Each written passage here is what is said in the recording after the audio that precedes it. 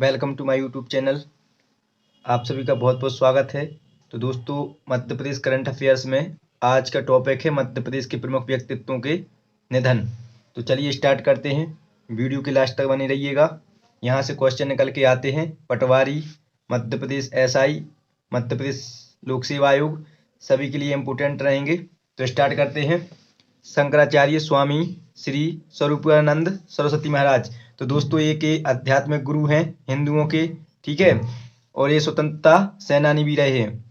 दोस्तों, ये 1982 से लेकर 2022 तक, कितने 1982 से लेकर 2022 तक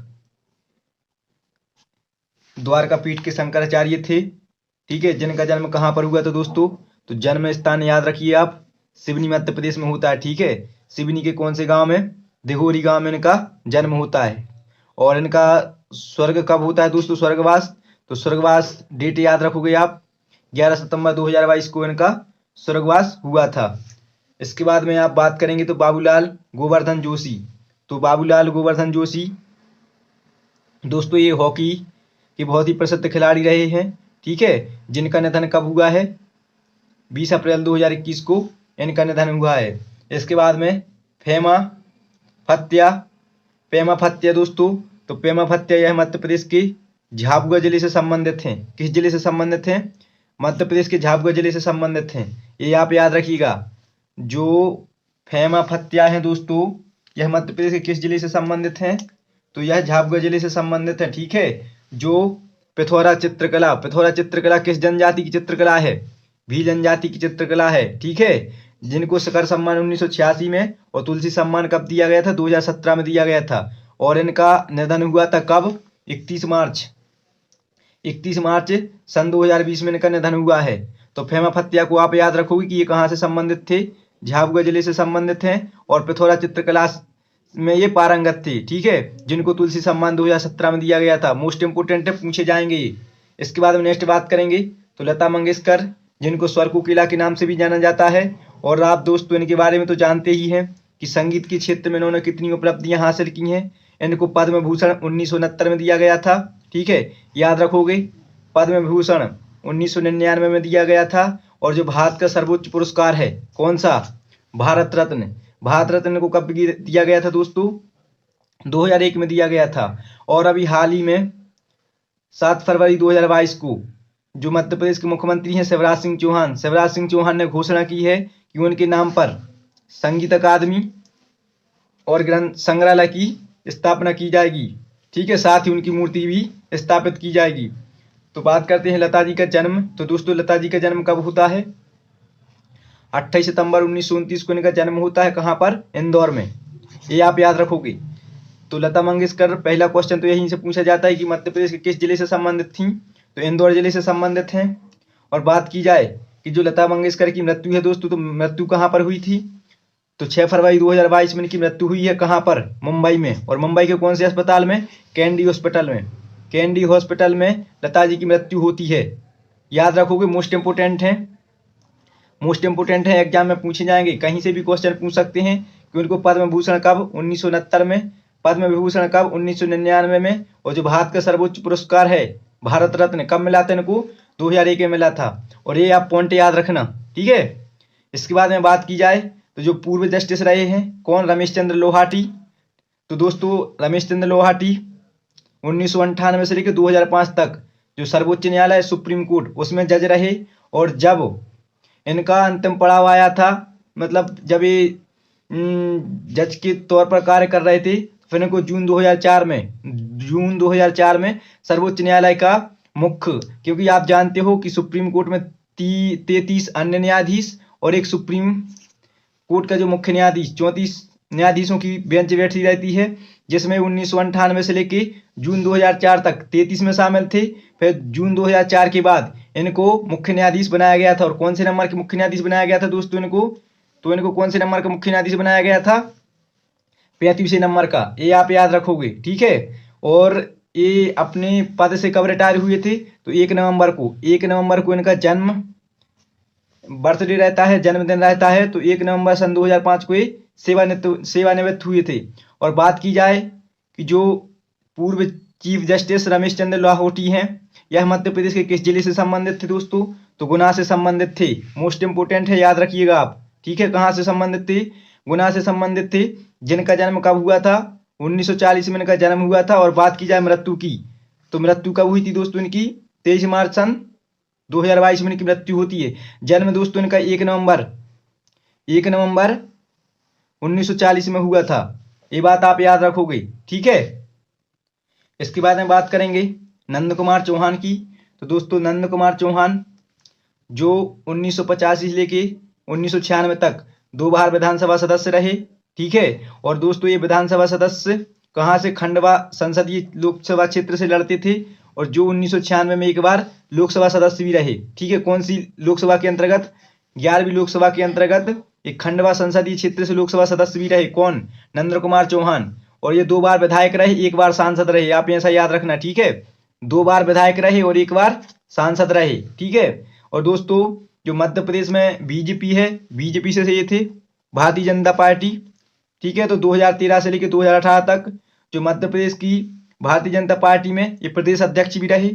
ठीक है, और आपसे पूछा जाए कि जो नंद कुमार चौहान है इनका जन्म कहाँ पर? तो ये बुरहानपुर जिले से संबंधित थी। जिनका जन्म कहाँ पर हुआ था? शाहपुर में हुआ था। कहाँ पर हुआ था? शाहपुर में। और दोस्तों इनकी मृत्यु अभी हाल ही में हुई है, 2 मार्च 2021 में। ठीक है, ये पूछे जा सकते हैं, इंपोर्टेंट है, तो याद रखना। नंद कुमार चौहान 2 बार विधायक रहे, 1 बार ये सांसद रहे। ठीक है, इसके बाद में मीनू भंडारी।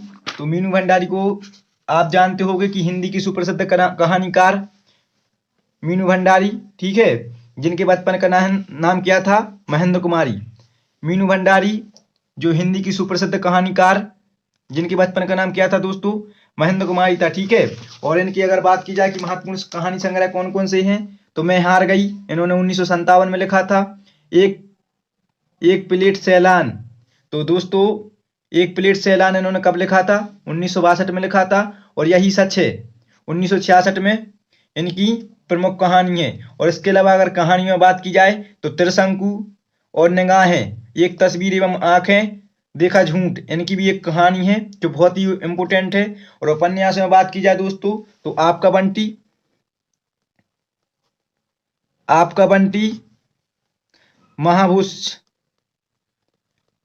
महाभूष स्वामी उनके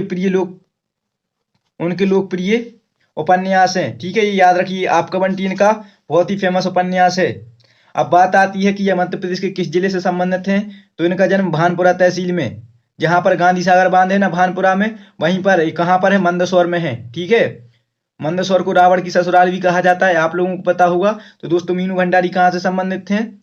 भानपुरा मंदसौर से। इनका जन्म कब होता है? 3 मार्च 1921 को इनका जन्म होता है। ठीक है, और इनका निधन अभी हाल ही में हुआ है 15 नवंबर 2021 को। तो ये भी इंपोर्टेंट है, आप नोट्स बनाते जाना प्रॉपर। और अगर जो भी दोस्त नोट्स परचेस करना चाहता है तो सिर्फ 99 में ऑल सब्जेक्ट अवेलेबल हैं। ये हमारा नंबर है 6265439090, इस पे आप संपर्क कर सकते हैं। ठीक है, इसके बाद में बात की जाए तो वंशी कौल। तो दोस्तों जो वंशी कौल हैं इन्होंने 1973 में जो दिल्ली का प्रसिद्ध राष्ट्रीय नाट्य विश्वविद्यालय है वहां से इन्होंने दोस्तों अपनी पढ़ाई पूरी की। इसके बाद में इन्होंने नाट्य समूह रंग विदूषक की स्थापना कब की थी? 1984 में की थी। ठीक है, इन कार्यों के लिए इनको 1995 में जो संगीत नाटक अकादमी पुरस्कार दिया गया था। ठीक है, संगीत नाटक अकादमी पुरस्कार दिया गया था। और इनको 2016-17 में कालिदास सम्मान से सम्मानित किया गया था। दोस्तों इनका जन्म श्रीनगर में हुआ था। जन्म कहाँ पर हुआ था? श्रीनगर में। ठीक है, और बात की जाए दोस्तों इनकी मृत्यु की, तो मृत्यु ही इनकी फरवरी 2021 में। फरवरी 2021 में इनका निधन हुआ है, ये याद रखना आप। फरवरी 2021 में इनका निधन हुआ है वंशी कौल का। इसके बाद में आप बात करेंगे तो डॉक्टर अब्दुल कादर खान। तो दोस्तों इसमें VDIMP लगा दो क्योंकि यह है पाकिस्तानी है। ठीक है, लेकिन है मध्य प्रदेश से संबंधित, क्योंकि जो इनका जन्म होता है दोस्तों स्वतंत्रता के पहले होता है इनका जन्म। ठीक है, और स्वतंत्रता के बाद जैसे ही पाकिस्तान अलग होता है भारत से तो ये पाकिस्तान जाके बस जाते हैं। और ये पाकिस्तान के जो परमाणु कार्यक्रम है, परमाणु कार्यक्रम के संस्थापक माने जाते हैं, इसलिए इनको पाकिस्तान में क्या मोहसिन पाकिस्तान के नाम से जाना जाता है। मोहसिन ये पाकिस्तान के नाम से जाना जाता है डॉक्टर अब्दुल कादिर खान को, जिनका जन्म कब होता है? अप्रैल 1936 में। कहाँ पर? जहांगीराबाद भोपाल में इनका जन्म हुआ था, जहांगीराबाद भोपाल में, ये आप याद रखोगे। और इनकी मृत्यु अभी हाल ही में हुई है 10 अक्टूबर 2021 को। कहाँ पर? इस्लामाबाद में। कहाँ पर हुई है दोस्तों? इस्लामाबाद में। तो ये याद रखोगे, ये पाकिस्तान में हैं, पाकिस्तान में थे, लेकिन ये भारतीय मूल से संबंधित थे। क्यों? क्योंकि ये स्वतंत्रता के पूर्व भारत में जन्मे थे। कहाँ पर? जहांगीराबाद भोपाल में, इसलिए मध्य प्रदेश में भी इम्पोर्टेंट रहेंगे। इसके बाद में बात की जाए कि ब्रह्मा मिश्रा, तो दोस्तों मिर्जापुर वेब सीरीज आप सभी ने देखी होगी, मुन्ना भैया सभी लोग जानते होंगे। तो जो मिर्जापुर वेब सीरीज में ललित का किरदार है वही इन्हीं ने निभाया है, ब्रह्मा मिश्रा ने। मिर्जापुर वेब सीरीज में जो ललित का किरदार है वह इन्हीं ने निभाया है। और बात की जाए कि जो ब्रह्मा मिश्रा हैं यह मध्य प्रदेश के किस जिले से संबंधित हैं दोस्तों? तो रायसेन जिले से संबंधित हैं, ये बात आप याद रखिएगा। और इनका निधन भी अभी दिसंबर 2021 में हुआ है। इसके बाद में दोस्तों डॉक्टर NP मिश्रा, तो जो मध्य प्रदेश के चिकित्सा जगत के पितामह के रूप में लोकप्रिय हैं, मध्य प्रदेश के चिकित्सा जगत के पितामह के रूप में प्रसिद्ध हैं दोस्तों। जो महात्मा गांधी मेडिकल है वे इसके पूर्व अधिवक्ता रह चुके हैं। और जो भोपाल गैस त्रासदी हुई थी 1984 में, भोपाल गैस त्रासदी हुई थी 3 दिसंबर 1984 में, इसमें इनका अतुलनीय योगदान रहा था, उल्लेखनीय इन्होंने सेवाएं दी थी और बहुत ज्यादा सेवाएं की थी। ठीक है, इसके कारण इनको 2022 में पद्मश्री से सम्मानित किया गया था। ठीक है, और इनका निधन कब हुआ है दोस्तों? तो निधन अभी 5 सितंबर 2021 में इनका निधन हुआ है। इसके बाद में बात करें तो उपेंद्र बाबा होलकर, जो अलीराजपुर से संबंधित हैं, अलीराजपुर जिले से संबंधित हैं। और दोस्तों ये समाज सेवी और जो नर्मदा मंडल है उसके ये राष्ट्रीय अध्यक्ष रहे हैं। ठीक है, इनका निधन भी हाल ही में फरवरी 2022 में हुआ है। इनका निधन कब हुआ है दोस्तों? उपेंद्र बाबा होलकर का फरवरी 2022 में। मोस्ट इंपोर्टेंट रहेगा कि ये कौन से जिले से संबंधित हैं? तो अलीराजपुर जिले से संबंधित हैं। ठीक है, इसके बाद में इब्राहिम अस्क, तो दोस्तों जो इब्राहिम अस्क हैं ये उम्दा लेखक, पत्रकार, शायर, गीतकार आदि हैं। ठीक है, और इन्होंने कोई मिल गया, ब्लैक एंड व्हाइट, आप मुझे अच्छे लगने लगे आदि मूवियों में इन्होंने क्या गाने लिखे हैं? कौन कौन सी मूवियों में? कोई मिल गया, कोई मिल गया ये ऋतिक रोशन की है, ब्लैक एंड व्हाइट और आप मुझे अच्छे लगने लगे, आप मुझे अच्छे लगने लगे, इन्होंने इतनी मूवियों में गाने लिखे हैं दोस्तों। और आपसे पूछा जाए कि इब्राहिम अस्क मध्य प्रदेश के किस जिले से संबंधित हैं? तो मंदसौर जिले से संबंधित हैं। ठीक है, और इनका निधन ये अभी हाल ही में हुआ है, 16 जनवरी 2022 में इनका दोस्तों निधन हुआ है। तो ये आप याद रखोगे इब्राहिम अस्क कौन थे? तो ठीक है दोस्तों, कौन थे ये? उम्दा लेखक, पत्रकार, शायर और गीतकार आदि थे। और इन्होंने बहुत सी मूवियों में गाने लिखे हैं। और ये कौन से जिले से संबंधित हैं? मंदसौर से, ये आप याद रखोगे। इसके बाद में लक्ष्मी नारायण नन्ना जी, तो दोस्तों लक्ष्मी नारायण नन्ना जी में भी IMP लगा दीजिए। क्यों? क्योंकि जो मध्य प्रदेश की पहली विधानसभा थी उसके दोस्तों ये सदस्य रहे थे और ये 5 बार विधायक बन चुके हैं। ठीक है, 5 बार विधायक रह चुके हैं। जो शिवपुरी जिला है दोस्तों, शिवपुरी जिला की पिछोर विधानसभा से ये निर्वाचित होते थे। कहाँ से? पिछोर विधानसभा से। और ये पिछोर विधानसभा कहाँ पर है? शिवपुरी जिले में है। और इनका निधन कब हुआ है दोस्तों? तो इनका निधन हुआ है जनवरी 2022 में। कब हुआ है इनका निधन? जनवरी 2022 में। इसके बाद में बात करेंगे तो जयप्रकाश चौकसी, जो प्रसिद्ध पत्रकार रहे हैं दोस्तों। और सबसे इंपोर्टेंट है, जयप्रकाश चौकसी किस जिले से संबंधित हैं? तो बुरहानपुर जिले से संबंधित हैं। और इनका निधन कब हुआ है? तो मार्च 2022 में इनका निधन हुआ है। इसके बाद में महेश पांडे, तो दोस्तों मध्य प्रदेश राज्य जो सूचना आयुक्त है इसके ये सूचना आयुक्त रह चुके हैं। कौन? महेश पांडे। और भोपाल जिले से संबंधित हैं। ठीक है, भोपाल जिले से संबंधित हैं। बात की जाए दोस्तों तो इनका जन्म धार में हुआ था, इनका जन्म धार जिले में हुआ था, लेकिन ये संबंधित कहाँ से? भोपाल से। भोपाल में ये आकर रहने लगे थे। और इनका निधन अप्रैल 2022 में होता है। कब होता है दोस्तों इनका निधन? अप्रैल 2022 में। और लास्ट हैं अमोल जैन, तो दोस्तों ये इंदौर के बहुत ही फेमस फोटोग्राफर, फोटो जर्नलिस्ट हैं। कहाँ के? इंदौर के। ठीक है, और इनका निधन कब होता है? 2022 में। दोस्तों ये थे मध्य प्रदेश के प्रमुख चर्चित व्यक्ति जिनके निधन हुए हैं अभी वर्तमान तक। आई होप आप लोगों को जानकारी अच्छी लगी होगी।